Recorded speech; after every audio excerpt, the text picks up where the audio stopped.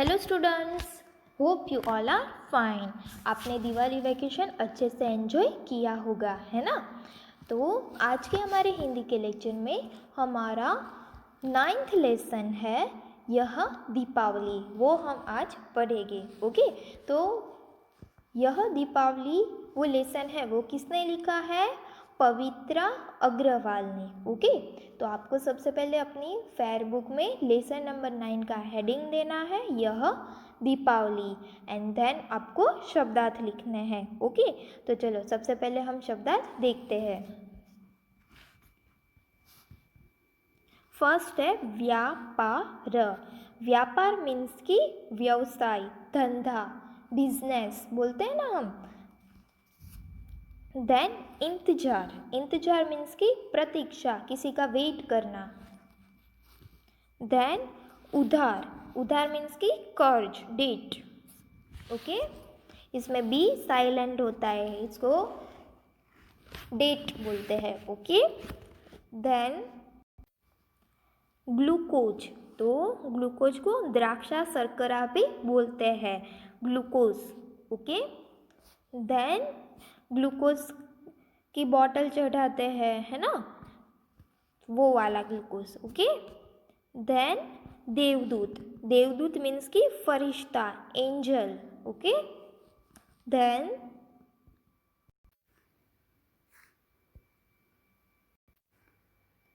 प्रदूषण, प्रदूषण मीन्स की गंदगी, पॉल्यूशन। देन दीपक, दीप मीन्स की दीपक, लैम्प। देन स्नेह, स्नेह मीन्स की प्रेम, अफेक्शन। ओके, तो यहाँ पे हमारे शब्दार्थ हो गए। अभी हम लेसन स्टार्ट करते हैं। तो मेरे दोस्त नंदू के पिता पटाखों का व्यापार करते हैं। मेरे मीन्स कि ये कौन बोल रहा है? लेखक ने ये लिखा है, स्टोरी लेखक ने लिखी है। तो लेखक बोल रहा है कि मेरे दोस्त मीन्स कि लेखक का जो दोस्त था उसका नाम क्या था? नंदू था। तो नंदू के पिता थे, वो किसका व्यापार करते थे? उसको किसका बिजनेस था? पटाखों का बिजनेस था। तो मैंने पटाखे के लिए 200 रुपये मम्मी से लिए और अपने जेब खर्च से बचाए 200 रुपये भी जेब में रखकर नंदू के घर की ओर चल दिया। तो लेखक ने क्या किया?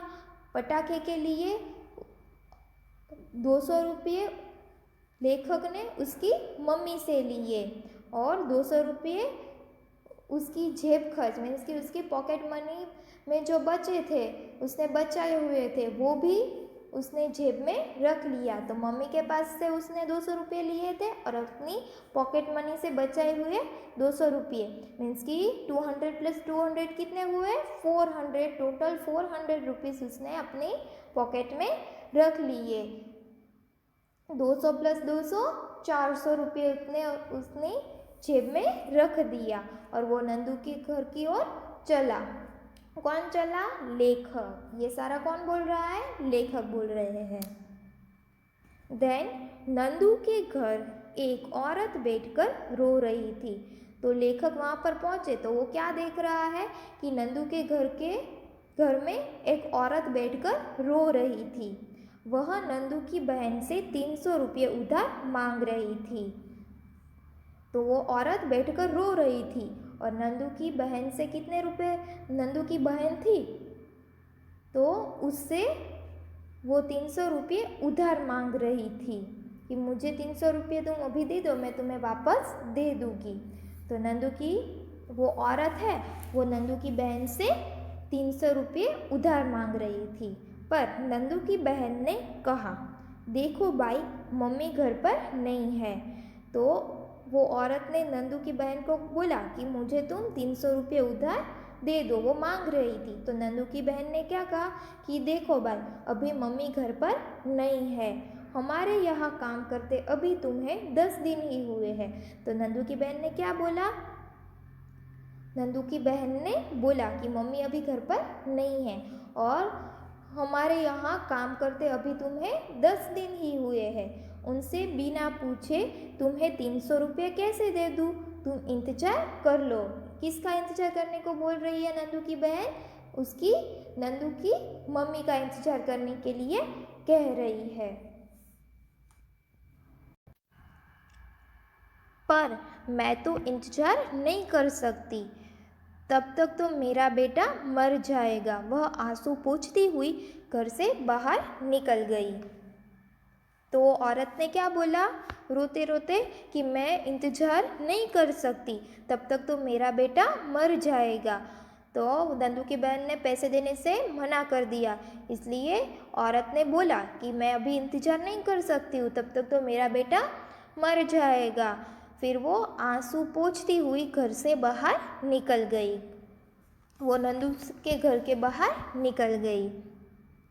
मैंने उसे रोक कर डॉक्टर का पर्चा देखा। मैंने मीन्स कि लेखक ने उसको रोका, वो औरत को रोका, और डॉक्टर ने जो चिट्ठी दी होती है, स्लिप दी होती है, वो उसने देखी।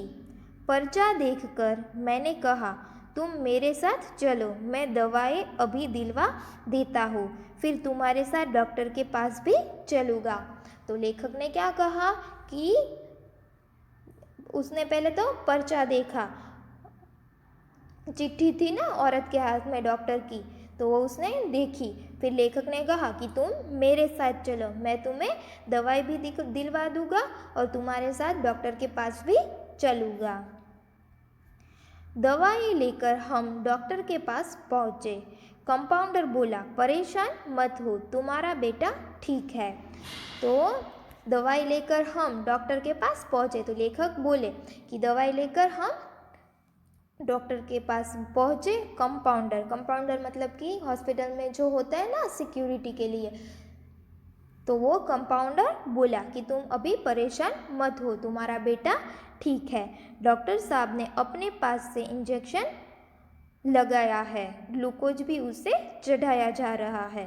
तो कंपाउंडर ने क्या बोला कि तुम्हारा बेटा भी ठीक है। डॉक्टर साहब ने अपने पास जो इंजेक्शन था वो आपके बेटे को लगा दिया है और ग्लूकोज भी चढ़ाया जा रहा है। ग्लूकोज की बोतल चढ़ाते हैं ना वो वाली, तो वो भी चढ़ाया जा रहा है। क्या करती साहब, कहीं से इंतजाम नहीं कर पाई, देवदूत की तरह यह बच्चा मुझे मिल गया।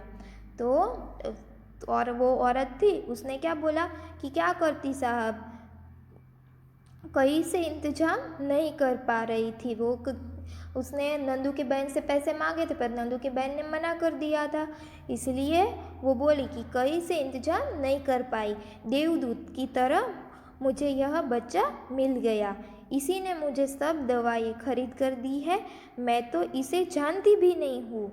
तो उसने फिर क्या बोला कि मुझे तो ये देवदूत की तरह बच्चा मिल गया, इसी ने मुझे सब दवाई खरीद कर दी है, मैं तो इस बच्चे को जानती भी नहीं हूँ। दीपावली के लिए पटाखे खरीदने बाजार जा रहा था, उन रुपयों से इसने मुझे दवा दिलवा दी। तो वो औरत ने क्या बोला कि दीपावली के लिए ये तो पटाखे लेने बाजार जा रहा था, पर उन रुपयों से इसने मुझे दवा दिलवा दी। शाबाश बेटे, तुम बहुत अच्छे हो, क्या तुम्हारे घर अब तुम्हें डांट नहीं पड़ेगी? ऐसा किसने पूछा? कंपाउंडर ने पूछा कि शाबाश। उसने पहले कंपाउंडर ने कहा कि शाबाश बेटे, तुम बहुत अच्छे हो। फिर कंपाउंडर ने पूछा कि क्या तुम्हारे घर अब तुम्हें डांट नहीं पड़ेगी?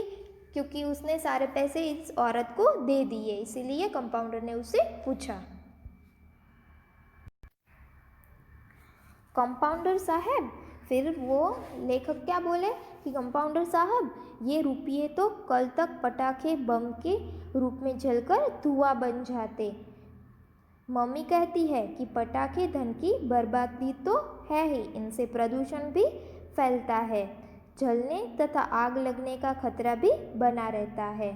मेरे इन रुपयों का उपयोग देखकर मम्मी बहुत खुश होगी। बचे हुए रुपये मैंने बाई को देते हुए कहा, तुम्हारा बेटा अब ठीक है, मैं जा रहा हूँ, हो सका तो कल फिर आऊँगा। तो फिर लेखक ने क्या बोला कि कंपाउंडर साहब, ये रुपये तो कल तक पटाखे बम के रूप में जलकर धुआं बन जाते। अगर लेखक ने वो पटाखे लिए होते तो ये तो हम पटाखे फोड़कर उसका तो क्या बन जाता, धुआं ही बन जाता ना। पर ये पैसे तो किसी बच्चे की जान बचाने के लिए काम आए हैं, तो वो तो अच्छा है ना। और मम्मी भी कहती है कि पटाखे तो धन की बर्बादी तो है ही, पर पटाखे से प्रदूषण भी फैलता है, पॉल्यूशन फैलता है ना। जलने तथा आग लगने का खतरा भी बना रहता है। हमें बहुत ध्यान से पटाखे फोड़ने पड़ते हैं। अगर हम जल जाए, जलने का फिर आग लगने का भी हमें खतरा रहता है। मेरे इन रुपयों का उपयोग देखकर मम्मी बहुत खुश होगी। मेरी मम्मी तो बहुत खुश होगी कि मैंने ये पैसे किसी के काम आए, किसी की जान बचाने के लिए काम आए। फिर उसके पास कुछ पैसे बचे हुए थे, तो वो पैसे भी उसने वो बाई मीन्स कि वो औरत को देते हुए कहा कि तुम्हारा बेटा अब ठीक है, मैं जा रहा हूँ, हो सका तो मैं कल वापस आऊँगा। बेटा, तुम्हारे ये रुपये थोड़े थोड़े करके तुम्हें लौटा दूँगी। तो वो औरत ने क्या बोला, वो बाई थी, उसने क्या बोला कि बेटा, तुम्हारे ये रुपये थोड़े थोड़े करके मैं तुम्हें वापस लौटा दूँगी। घर में आते ही माँ ने पूछा, तू तो पटाखे लेने गया था, खाली हाथ क्यों लौट आया? तो फिर लेखक घर गए, तो घर में आते ही लेखक की माँ ने लेखक से क्या पूछा कि तू तो पटाखे लेने गया था, खाली हाथ क्यों लौट आया? माँ आप ही कहती है ना, अधिक पटाखे छुड़ाना रुपयों का धुआं उड़ाना है। तो फिर लेखक ने क्या बोला कि माँ आप ही कहती है ना कि अधिक पटाखे, अधिक मीन्स कि ज़्यादा पटाखे छुड़ाना मीन्स कि लेना, ज़्यादा पटाखे छुड़ाना मीन्स कि ज़्यादा पटाखे लेना रुपयों का धुआं उड़ाना है। मैंने आज उन रुपयों से एक गरीब बीमार बच्चे को दवा दिलवा दी है। सच माँ, वे रुपये एक गरीब माँ के आंसू पोंछने के काम आए हैं। यह दीपावली मुझे हमेशा याद रहेगी। तो लेखक ने क्या बोला कि मैंने आज उन रुपयों से एक गरीब बीमार बच्चे को दवा दिलवा दी है।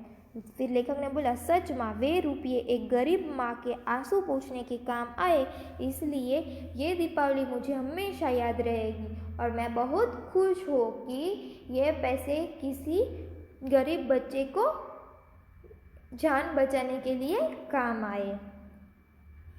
पूरी बात सुनकर मेरी माँ की आंखों में भी स्नेह के दीप जल उठे। मीन्स कि लेखक की पूरी बात सुनकर ही लेखक की माँ की आंखों में भी स्नेह के दीप जल उठे। मीन्स कि बहुत खुश हो गई कि मेरे बेटे ने आज पैसे का सच्चा उपयोग किया है, यूज़ किया है, सच्चा यूज़ किया, इसलिए लेखक की माँ भी बहुत खुश हो गई। तो यहाँ पे हमारा लेसन नंबर 9 फिनिश होता है। Okay students,